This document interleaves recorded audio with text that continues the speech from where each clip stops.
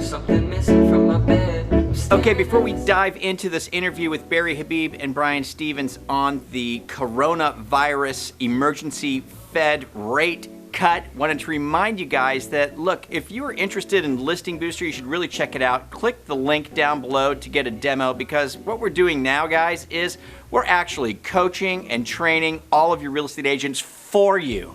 That's right. All you do is find them, we coach them up, we train them, and you get all the benefit from it. So check it out by clicking the banner or the link down below. With that, here's Barry and Brian. Brian Stevens here with the National Real Estate Post. We've got Barry Habib on for the third time in probably like 7 days, but there's a reason for this. We've seen the bond market go absolutely crazy. I was writing a show earlier today, Barry, and I was like, the Corona Fed rate cut. And I'll tell you this right now, there's a bunch of quotes from the Fed talking about the effects of the coronavirus and the effects it could have on our economy. And they rationalize the rate cut because of what they suspect is going to take place with a slowdown, a downturn in our economy. And you've got some pretty clear thoughts on this. I don't know if we should call them Dumb and Dumber or if we should call them the 10 Stooges, because it is, I mean, we've talked about this in the past. So first of all, can I just say, 1% break below on the 10-year Treasury? You know, told you this was coming, and I know no one believed it, but here we are. Mortgage bonds following suit a little bit now. Mortgage rates will get lower. You'll be quoting rates in the 2s. As far as the Fed action today, you know, yesterday was yesterday was an interesting day, right? Stock market was way up, and mortgage bonds didn't go down on the day, but they gave up their intraday gains, and people were like, "Oh man, you know, how come no call? How come no response to alert?" You know, there's a lot of other, I don't know what we want to call them, copycat services or whatever, that we're telling people that they should lock or advice. They've been doing that all year, and obviously, you know, we have not done that. We've done, I think, one alert in this calendar year so far. But the thing of it is that if you look at the fundamentals, and this is what the Fed's issue is too, how do you fix a coronavirus with a rate cut? I mean, just you know, you're going to fix a flat tire with a chocolate bar? You know, this is it's how do you do it? This is why they put us in these terrible situations. It is Dumb and Dumber. It is the 10 Stooges. You might as well play the Three Blind Mice movie music here, because it is absolutely an asinine thing to do. You have gone ahead and wasted a full 1/3 of the ammunition that you had by, I mean, there's no other way to put it. This is pissing in the wind, okay? It's not a good thing to do, by the way, all right? So if you take a look at what the Fed's position is here, they think that everything is nailed because the only tool they have is a hammer. This was a stupid move to do. What the Fed should do is sit back and say, look, let's see what the results of this are. Let's see what the impact is on the economy, and then we'll work on this appropriately. But they are pissing in the unknown here. This Fed rate cut is the stupidest thing they could have done. It's just like in the movie Dumb and Dumber.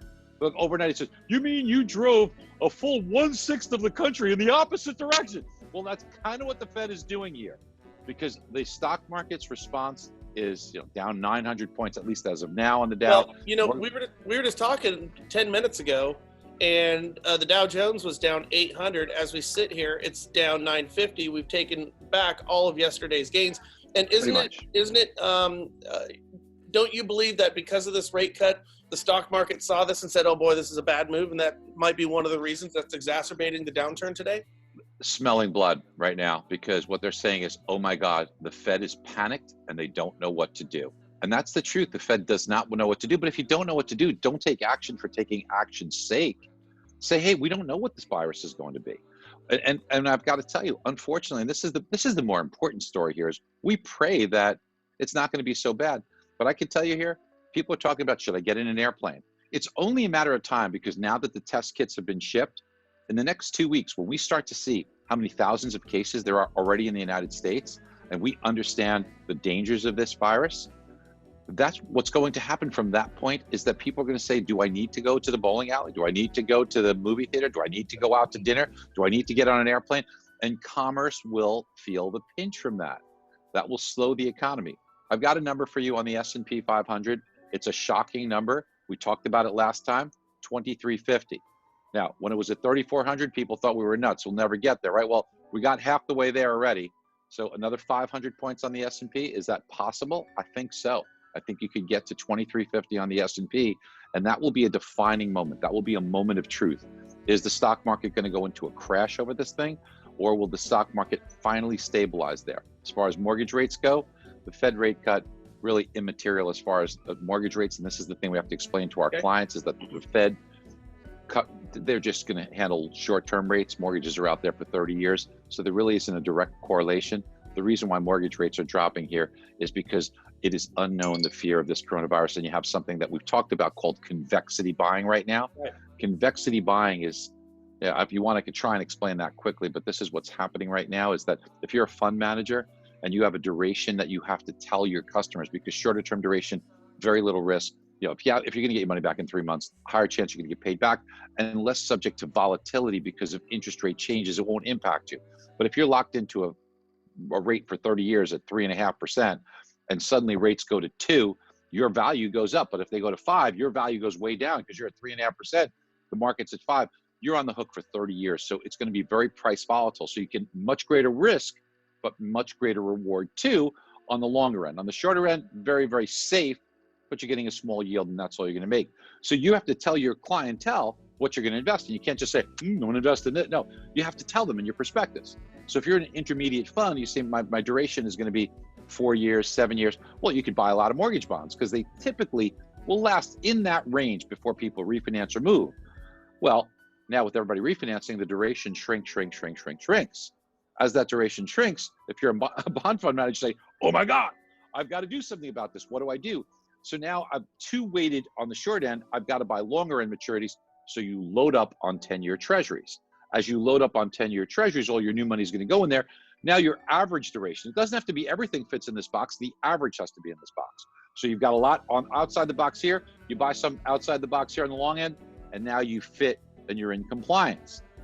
Thing of it is now, as you see the 10-year treasury going to 96 basis points, mortgage bond coupons are 2.5, 2.25 when you figure in the pricing of where the coupon is.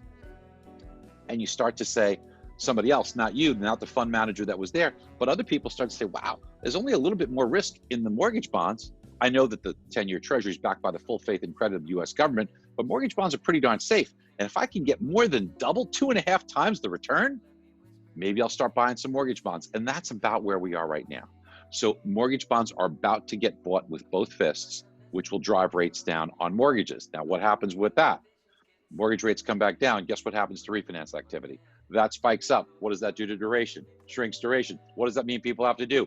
Buy 10-year treasuries. What does that eventually do? Create arbitrage, which causes mortgage rates. And that's what we've been in. That's why it's been kind of easier for us to handicap this thing, and seeing this is that this convexity, this kind of spiral that's been happening, when does it stop? Maybe when the S&P hits 2350, maybe when we gain clarity on what the impact is of coronavirus on our economy. But there are other problems in the economy besides coronavirus. We were already headed here. We're already headed towards recession. This is just accelerating the process. So again, it is what we're talking about is your treasuries in one hand, your mortgage-backed securities in the other, going back and forth. And again, it's like a double-handed saw going through a lot, and you're just sawing down and sawing down and sawing down. And that's what's taking place. So it's interesting because a lot of people in the mortgage market who subscribe to services, got calls to lock yesterday. And everybody else, all the other ones, we're the only ones. And we were the only ones who got this right. We're the only one. I mean, it's been like this for years and years and years. It's just exacerbated now, but we're the only ones who got this one right. And, so how much longer are we going down?